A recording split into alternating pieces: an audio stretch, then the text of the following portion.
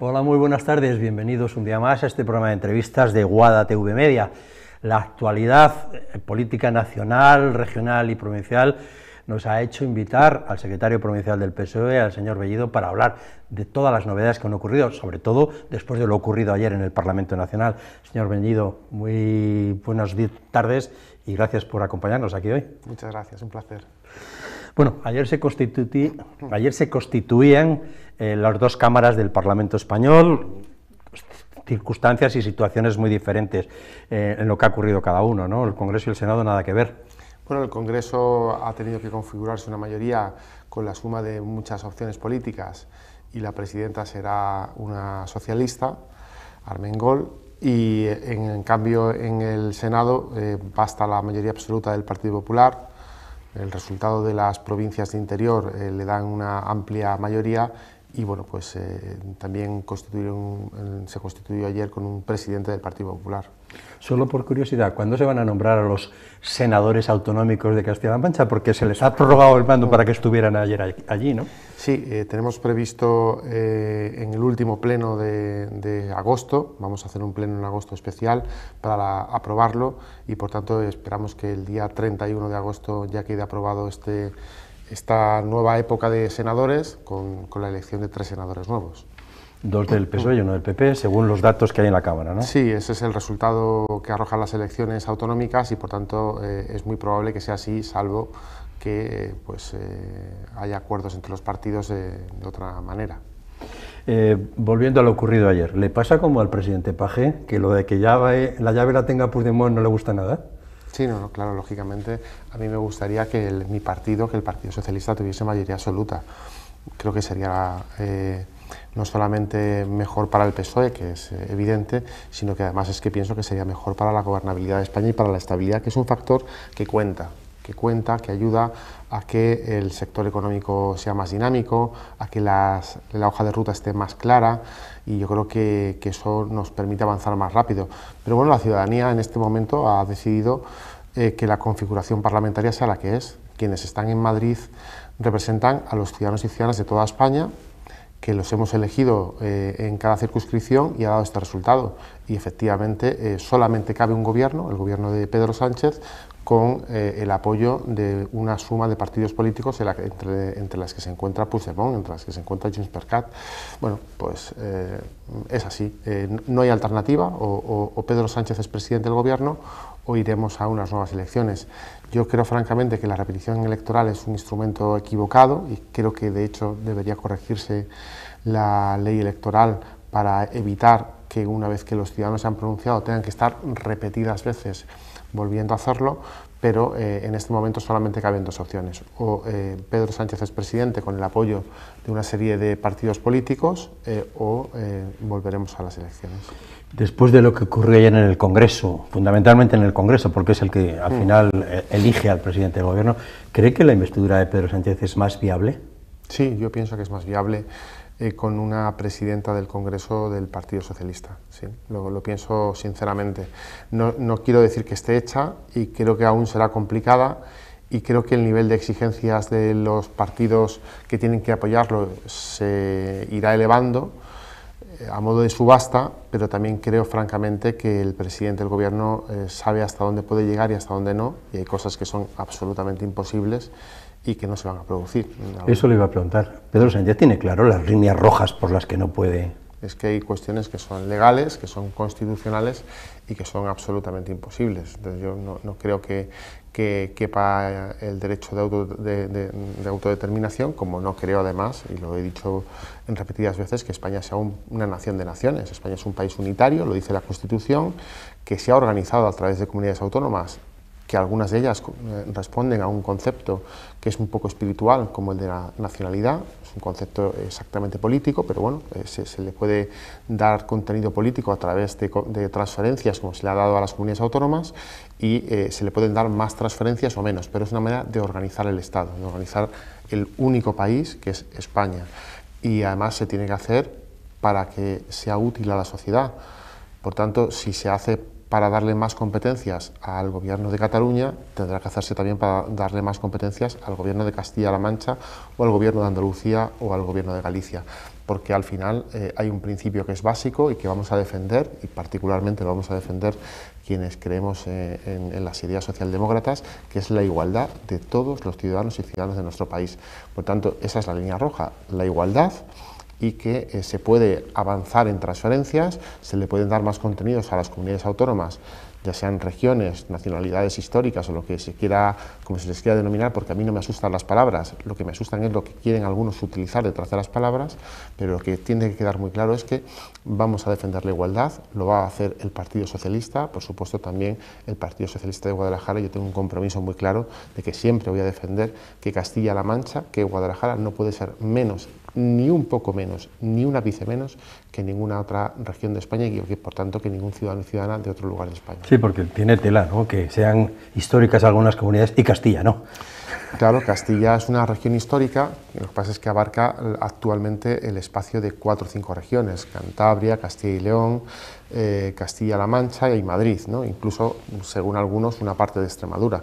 Bueno, realmente es, la historia de España es una historia que se compone de muchos elementos, de muchos conflictos, de muchas eventualidades, para terminar configurando la España que hoy somos, que como poco, la España liberal, la España constitucional, se remonta a 1812. No ha habido en ningún momento desde entonces, ni tampoco antes, pero bueno, donde haya existido ninguna nación que pueda exigir por razones de historia la independencia del país. No existe ese concepto, pero en cualquier caso, aunque existiese, está claro que nos ha ido bien juntos, que España es un país, es la cuarta economía de la Unión Europea, es un país moderno, un país admirado en el mundo, un país que ha avanzado muchísimo en derechos y en libertades y donde vivimos muy bien. A eso hemos contribuido el ser un país unitario, el habernos organizado a través de comunidades autónomas que ha acercado los servicios públicos a la sociedad y también pertenecer a la Unión Europea. Y todo esto hay que mantenerlo. Y a partir de mantener esto, el Estado autonómico, pertenecer a la Unión Europea y ser un Estado unitario, ser un país único, pues caben muchas cosas. Cabe organizarse de muchas maneras y cabe dialogar y hablar en todos los idiomas posibles. Pero desde luego tiene que quedar claro que España es un país unitario, que se organiza a través de comunidades autónomas para mejorar los servicios públicos a la ciudadanía y que pertenecemos a un continente y a un espacio político de libertades y de derechos que es la Unión Europea.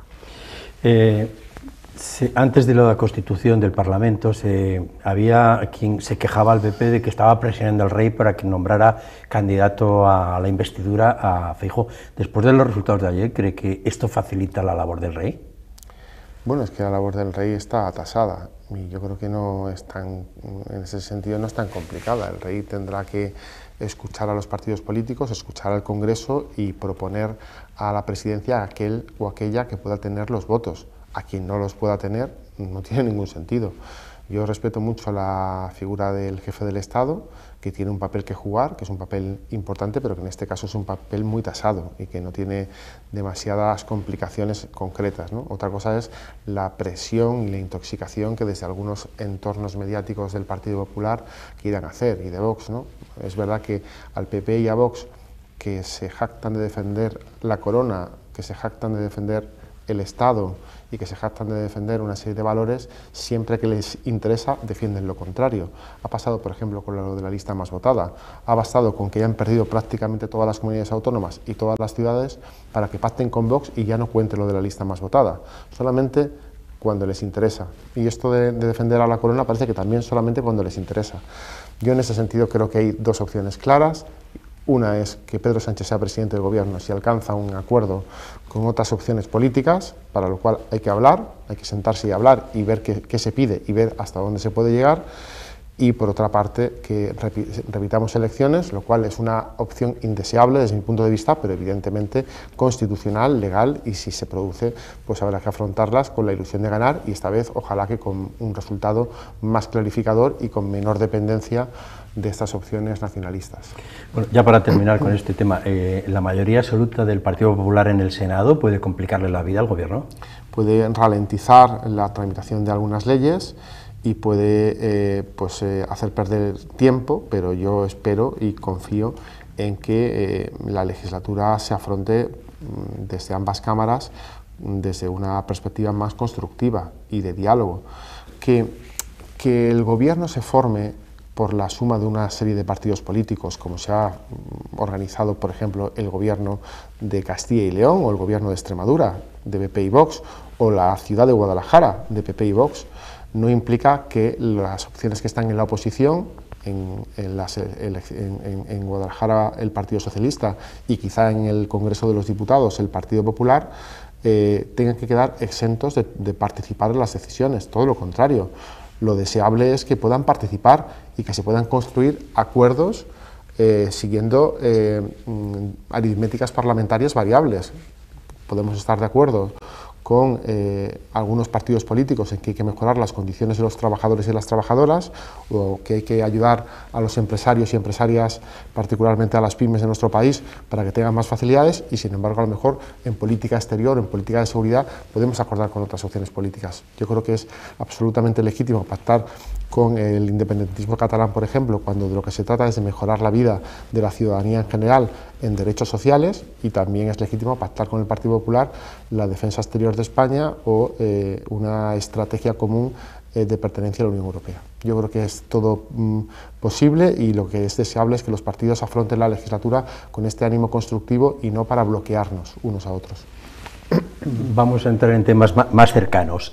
Un gobierno... Bueno, la continuidad del actual gobierno, porque en realidad es de lo que estamos hablando con la investidura de Pedro Sánchez, sería bueno para nosotros, sobre todo en el tema del trasvase, en la defensa del agua, en lo de los caudales ecológicos del Tajo. Sí, claramente sí. Es decir, si hay dos opciones, un gobierno del Partido Socialista o un gobierno del Partido Popular, y el Partido Popular ha dicho que quiere el trasvase Tajo Segura en su versión más dura, y además ese gobierno del Partido Popular sería con Vox, que se ha convertido en un fanático de las tuberías y que quiere convertir a España en una especie de cañería, pues evidentemente la mejor opción es un gobierno del PSOE. A Guadalajara le beneficia porque va a significar menos trasvase.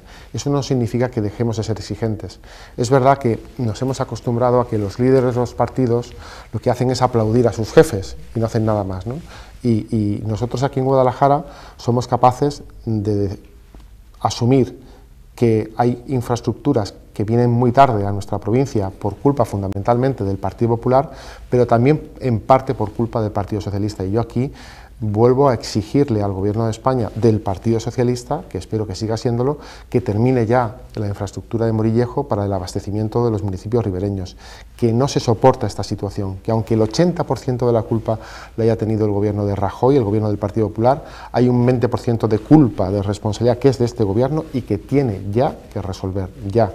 No vamos a esperar otro verano como el verano del año 2023, que está siendo absolutamente asfixiante, y la sequía nos exige decisiones urgentes, y por eso yo le vuelvo a demandar, a reclamar, a exigir al Gobierno de España, sea del partido que sea, cosa que jamás haría el Partido Popular, en este caso un líder del PSOE de Guadalajara exigiéndole al Gobierno de España del Partido Socialista que termine por fin la obra de Morillejo y la ponga en funcionamiento para que el verano de 2024 no sea como el de 2023. Sí, porque está siendo complicado, con muchos pueblos con cisternas y con problemas de sequía. La sequía y el cambio climático han venido para quedarse. No tenemos garantías de abastecimiento si no es a través del Tajo, de la infraestructura de Morillejo, que tendría que estar hecha ya, que la paró durante muchísimos años Rajoy, que es verdad que el Gobierno de Pedro Sánchez ha retomado, pero es una obra que se está prolongando ya demasiado tiempo. Somos conscientes, porque estamos encima y permanentemente informados de las cuestiones, de las eventualidades que han hecho que se haya complicado, pero una vez más, y también de la mano del Gobierno de Emiliano García Paje, exigimos que de una vez por todas se termine la infraestructura, que queda muy poco, y se hagan las labores de mantenimiento para ponerla en marcha, y así tener una garantía de los municipios ribereños de la provincia de Guadalajara y de Cuenca para que tengan garantías de agua, que es una verdadera vergüenza y una aberración que los municipios que rodean los embalses de cabecera del Tajo no tengan garantías de agua cuando se está llevando agua para abastecimiento humano y para regadíos, e incluso para regadíos muy discutibles desde el punto de vista legal, a 300 y a 400 kilómetros. Ya que me ha reconocido que están haciendo un seguimiento muy continuo, ¿para cuándo cree que estará terminado Morillejo? Yo espero que este año la obra quede absolutamente terminada. Y quiero insistir que llega con 2 años de retraso respecto de los plazos que nos dijeron, por dificultades que han surgido y que comprendemos, pero ya está bien. Ya está bien, esto hay que terminarlo. Estoy permanentemente al habla con los alcaldes y alcaldesas de los municipios ribereños que están desesperados, como su población, y no vamos a tolerar ya más retrasos. Queremos que se declare la obra en el rango legal que permita la urgencia máxima para que estas infraestructuras se terminen y para que tengamos garantía de abastecimiento a los pueblos ribereños, que por otra parte es un derecho que nunca le hemos discutido a nadie. Que nosotros nunca hemos discutido el trasvase a Murcia o a cualquier otro lugar para abastecimiento humano. Siempre hemos discutido que si el agua se va a transformar en dinero, que se transforme en dinero donde está, antes de donde tiene que trasladarse. Bueno, esta es nuestra posición, vamos a ser muy exigentes, somos conscientes de que el 80% de la culpa, de la responsabilidad, fue de los gobiernos del PP, que se desentendieron completamente de esta obra, y por cierto, con un silencio cómplice del PP de Guadalajara y del PP de Castilla-La Mancha, que jamás reclamó al gobierno de España, cuando era del Partido Popular, que se hiciese Morillejo. Pero los socialistas no somos iguales. Los socialistas de Guadalajara siempre hemos dejado muy claro que primero Guadalajara y luego el PSOE. Y por eso, como primero Guadalajara y luego el PSOE, hoy le exigimos al gobierno de España que con urgencia y de manera clara termine cuanto antes la obra de Morillejo, para que los municipios ribereños tengan garantizado el abastecimiento de agua del Tajo. Cambiamos de tercio también. Hace apenas 2 meses se constituían todos los ayuntamientos y acaban de anunciar una moción de censura en Almoguera. ¿Por qué? Bueno, pues porque los compañeros de Almoguera han considerado que la situación del municipio es un enfrentamiento y de una tensión que obliga a tomar una decisión de esta naturaleza. Se le ha dejado gobernar al Partido Popular, que fue la opción más votada, pero el clima de enfrentamiento que se ha creado, la conflictividad que hay en el municipio, ha llevado a que 2 opciones políticas, una el PSOE y otra un partido independiente de Almoguera, hayan determinado que conviene confluir para pacificar, para moderar, para apaciguar los ánimos en Almoguera y también para hacer una gestión responsable. Y bueno, es una opción legítima. Ahora mismo el PSOE gobierna en solitario en muchos ayuntamientos, en muy pocos en coalición, y el que gobierna en coalición en muchísimos ayuntamientos es el PP, precisamente con Vox, pero también con partidos localistas en diferentes otros municipios, como en El Casar, como en Torrejón del Rey, en Alovera. Es el PP el que tiene más acuerdos con partidos, fundamentalmente de la ultraderecha, pero también con opciones localistas, y tendrá que respetar, porque es igualmente democrático, que ahora sea el Partido Socialista el que alcance un acuerdo con una formación política local de Almoguera que quiere también contribuir a apaciguar los ánimos en Almoguera y a que haya una mejor relación entre sus vecinos y vecinas. Hablando de estos acuerdos en los ayuntamientos, el análisis posterior a los resultados de mayo decía que fue la desunión de la izquierda, ¿no?, la que provocó que haya precisamente estos ayuntamientos de coalición, especialmente PP-Vox, ¿no?, como La Capital, Torrejón, etcétera, etcétera. ¿Cree que ese fue uno de los circunstancias que cambiaron las elecciones de julio, que había menos división en la izquierda? No, aquí exactamente sucedió lo mismo. Si en las municipales, pongo por ejemplo Guadalajara, el PSOE subió, consiguió 5 puntos más, el PP se mantuvo y un concejal más. ¿Qué ocurre? Que el PP y Vox sumaron más concejales, y es legítimo. No más votos, el PSOE y el resto de opciones de izquierdas tenían más votos que el PP y Vox, pero es verdad que la división que hay a la izquierda del PSOE, la división nos ha llevado a perder el ayuntamiento, es así. Por cierto, a perder el ayuntamiento, también a perder un diputado autonómico, que no los habría perdido de otra manera si una pequeñísima parte de los que votaron a Podemos hubiesen votado al PSOE, una pequeñísima parte. Y también el diputado nacional. En campaña de generales, el partido Sumar mentía a la ciudadanía diciendo que estaba muy cerca de sacarse un diputado por Guadalajara. Bueno, la culpa la tiene el CIS, que hacía las encuestas que hacía. El CIS nunca le dio ninguna posibilidad en Guadalajara. En Guadalajara estaba claro que un diputado sería para el PSOE y otro para el PP, y nos jugábamos el tercero, que podía ser para el PP, para Vox o para el PSOE. Y ellos decían que podía ser para Sumar. Bueno, pues con que un poquito de Sumar, una tercera parte de Sumar, hubiese votado al PSOE, el segundo diputado de la provincia de Guadalajara habría sido para el PSOE, para los progresistas, y no para Vox, para los conservadores. Y habríamos contribuido, por tanto, más a un gobierno progresista en España, con menos dependencia de las opciones nacionalistas.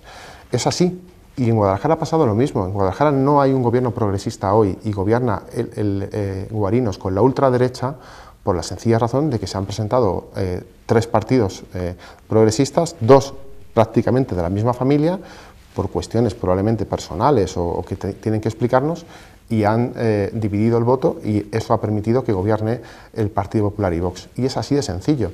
Y sucedió en el 19, lo que pasa es que afortunadamente en el 19 Alberto Rojo tuvo la audacia de alcanzar un acuerdo con Ciudadanos para un gobierno de centro-izquierda, y sin embargo no ha podido pasar en el 23 porque la división de la izquierda no lo ha permitido. Por tanto, es muy conveniente que se haga una reflexión entre los partidos que pertenecen a la familia política de Podemos, de Sumar y de la antigua Izquierda Unida, sobre el coste que tiene para la ciudadanía que se presenten a las elecciones permanentemente divididos.